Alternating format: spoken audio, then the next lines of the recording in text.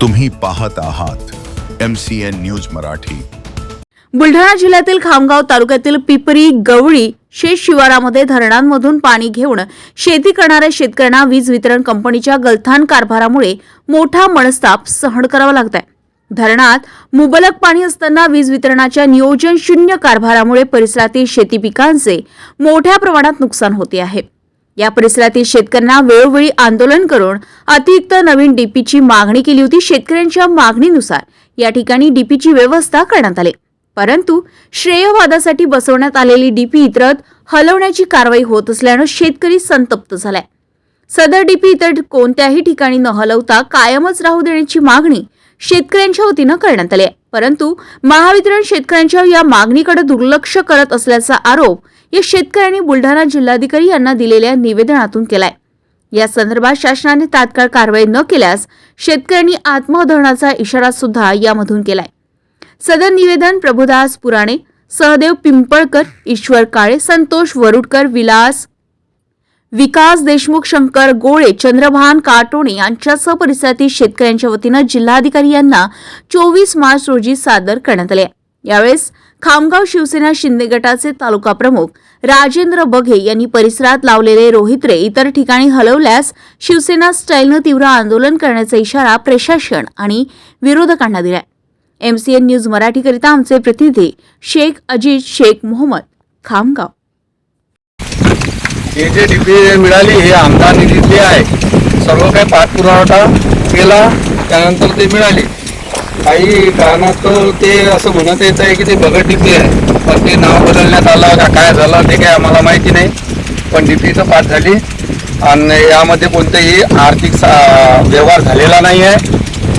आणि आकाशदादा फुंकर यांच्या निधीतून आली तर आम्ही सर्व बीजेपीचेच कार्यकर्ते आहोत। 750 वोटिंग यावेळेस आकाशदादा फुंकर यांना पडलेलं आहे। ते काही 2-3 घरातून झालेलं नाही, पुऱ्या गावातून वोटिंग झालेलं आहे।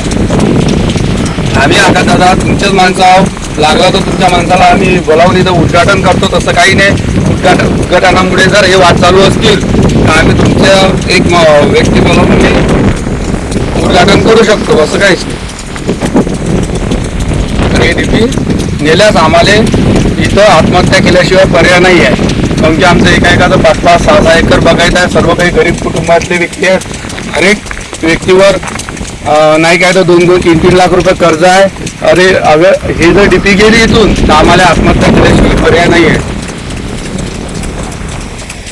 कुठं झालेला नाही, आम्ही कोणालाही पैसे दिलेले नाही आणि काही डीपी नेली तर आम्ही आत्महत्या करण्याची परिस्थिती आमच्यावर घडून देऊ नका फक्त, काऊन की आमची डीपी आम्ही 5-5 एकर जमीन म्हणजे पेरलेली आहे आणि 1-1 लाख रुपये आम्ही शेतीमध्ये टाकले। भुईमुग लावला, कोणी ज्वारी लावली, कोणी गहू लावले, हरभरे लावले, त्यामुळे शेतकरी त्रस्त झाले आहे। हे डीपी आल्यामुळे या शेतकऱ्यांना ही जमीन पेरण्यासाठी म्हणजे याला मदत म्हणून ही डीपी आम्हाला मिळाली। तर ही डीपी मिळाली म्हणून आम्ही शेतकरी खुश आहोत, नाहीतर आम्ही ही डीपी नेल्यामुळे आम्ही रोगरची पायी येऊ देऊ नका, नाहीतर आम्ही रोगर पेरण्यात हरकत नाही। आम्ही कोणाला पैसे दिले नाही।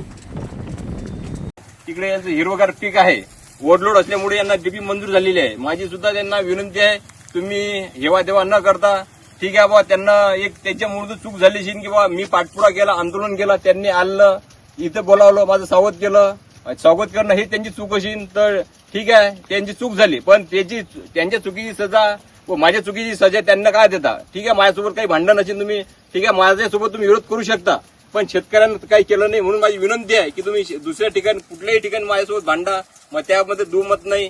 यांनी सुद्धा ही भाजपचीच मंडळी आहे, हे काय यांनी सुद्धा आकाशदादा यांना मतदान केलेलं आहे, केंद्रीय मंत्री आपले प्रतापदादा यांना सुद्धा मतदान केलेलं आहे। म्हणून माझी विनंती आहे की तुम्ही यांना टार्गेट करू नका। जर ज्यांचा आता ते विषय आहे किंवा तुम्ही आर्थिक व्यवहार केला तर तुम्ही स्वतः शेतकरी उपस्थित आहे, तुम्ही यांच्यासोबत बोलू शकता की बाबा कुठे आर्थिक व्यवहार झाला का, कोणाला पैसे दिले का आणि काय झालं हे तुम्ही शेतकऱ्या सुद्धा ते तोंडून ऐकू शकता।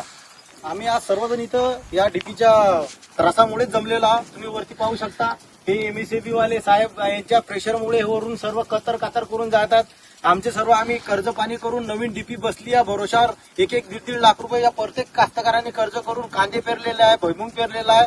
आणि आज रोजी आमच्यावर अशी परिस्थिती आलेली आहे की हे डीपी काढण्यास भाग पाडत आहेत.